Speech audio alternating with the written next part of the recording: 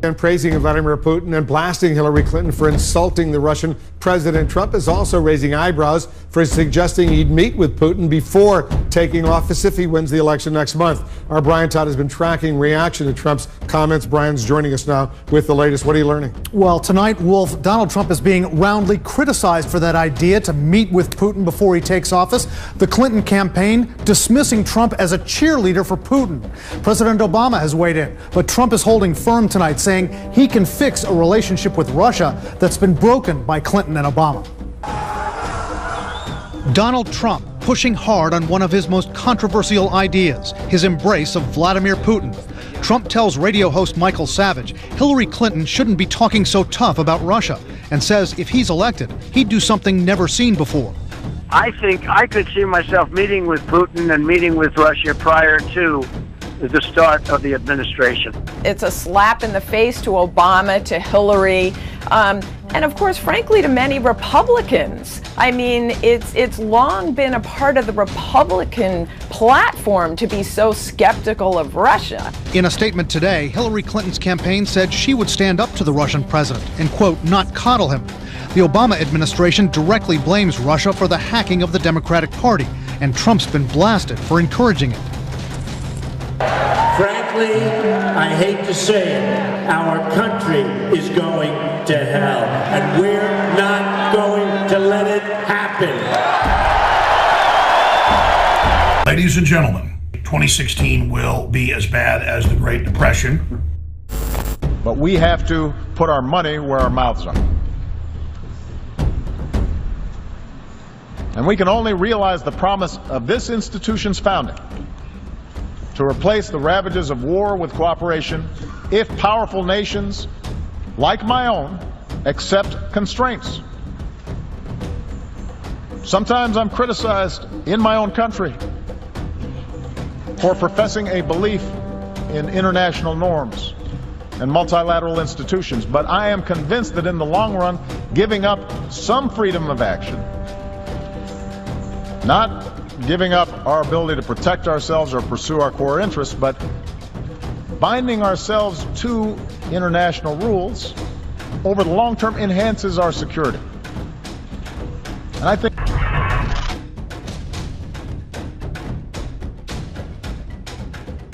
according to the report, 64% of US citizens back Trump's call to work with Russia on different global problems.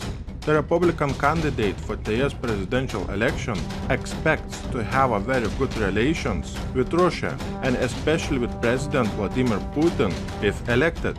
Donald Trump told an audience of US military veterans, I quote Donald Trump, I think that I would have a very good relationship with Putin, and I think that I would have a good relationship with Russia. Involved with Putin, for I have nothing to do with Putin. I've never spoken to him. I don't know anything about him other than he will respect me. I don't think Putin has any respect whatsoever for Clinton. I think he does respect me. And I hope I get along great with him. It's possible that we won't, Jeremy. I hope that we get along great with Putin, because it would be great to have Russia with a good relationship. Right now, we don't have a good relationship. Putin has said things over the last year that are really bad things, okay? He mentioned the N-word one time. I was shocked to hear him mention the N-word. You know what the N-word is, right? He mentioned it. I was shocked. He has a total lack of respect for President Obama. Number one, he doesn't like him, and number two, he doesn't respect him. I think he's going to respect your president if I'm elected, and I hope he likes me. Russia, if you're listening, I hope you're able to find the 30,000 emails that are missing. I think you will probably be rewarded mightily by our press.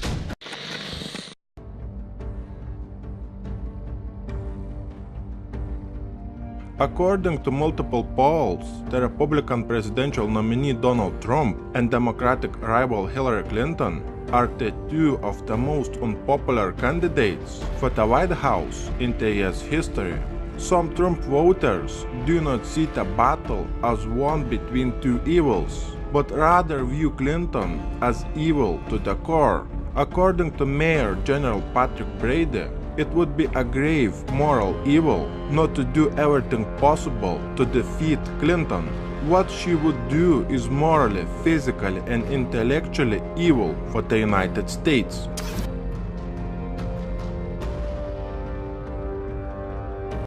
The US colonial empire is finished.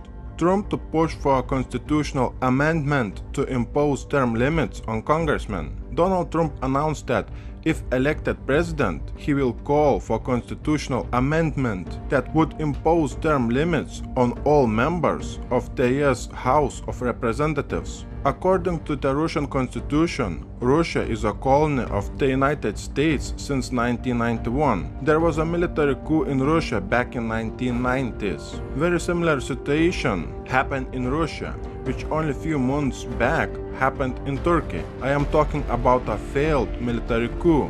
When Soviet Union collapsed, countries like Lithuania, Latvia, Estonia, Poland and others were taken away from Russia illegally. And then NATO troops were stationed in those countries. Russia during WW3 has paid the price of 25 million lives for those countries. Why I am sharing this particular information with you? Because this is going to be the last fight between the Russian elite and the elite of the United States. During the Russian election on 18th of September, Putin's backed political party won the election in Russia. All the illegal actions that were implemented in 1990s will be void. They will stop working. That means NATO will have to move out from the Baltic states, Poland, Romania, Moldova and other countries. There is a section regarding this matter in the NATO documents. Many laws in Russia will stop working because those laws were passed illegally back in 1990s. Immediately after that, more than $1 billion of the US dollars will stop going daily to the US budget from Russia. This is not new for people who know the history. This has happened in China before, when NATO had to move out when China was able to take over the control over its constitution. The same thing is about to happen in Russia. And this is the main reason for everything in today's world. Because there are many people who do not know this information. Breaking News TV will keep you updated with the real news, where it's becoming increasingly hard to find it on YouTube. You can find all our best videos on Breaking News TV YouTube channel.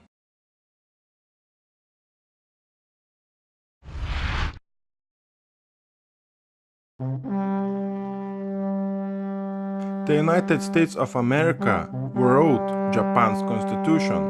The US Vice President Joe Biden made a remark on Donald Trump, but ended up in deep water with Japan, saying that the US wrote Japan's constitution. Japan's foreign ministry refused to comment on Biden's remark, but referred to Prime Minister Shinzo Abe's statement of March 2015, in which Shinzo Abe said that the Constitution of Japan had been written by occupying forces over a short period of time. Japan's constitution was adopted in 1947 and was indeed compiled under the US occupation that started after WW2. The goal of the 80% of the world is to destroy the US dollar, which will lead to the constitutional changes in many countries around the world. To stop that, the US elite has to destroy Russia. There is no other method to keep the United States' global dominance.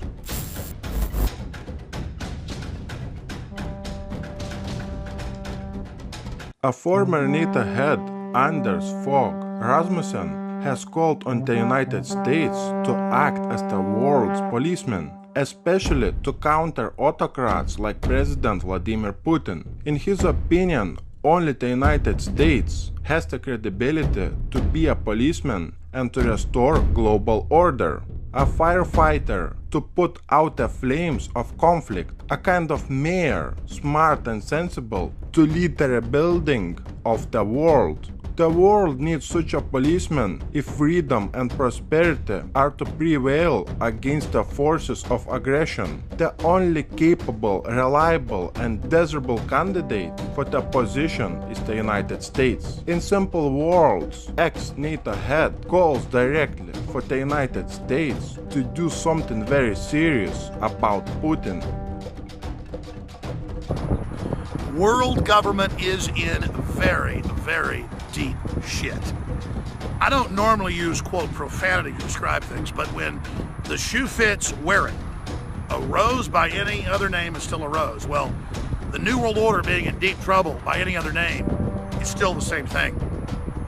World government has been constructed by a consortium of less than 20 banking families who have openly announced their plan to establish a one-world government based on an anti-human, post-industrial, globalist ideology.